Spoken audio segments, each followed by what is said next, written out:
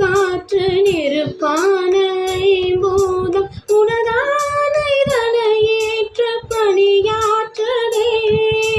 பார்த்தோற்றும் தேவாரம் ஆழ்வார்கள் தமிழாரம் இவையாவும் எழிலே உன் பதம் போற்றுதே.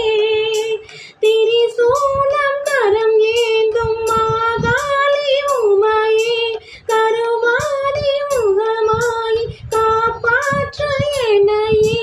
பாவம் விலகும் வினயகனும் உனை துதித்திட ஞானம் விளையும் நலம் பெருகும் இருவிலகின சூழியன ஆதியன அடியவர் தொழும் ஆசரு பொன்னே வருக.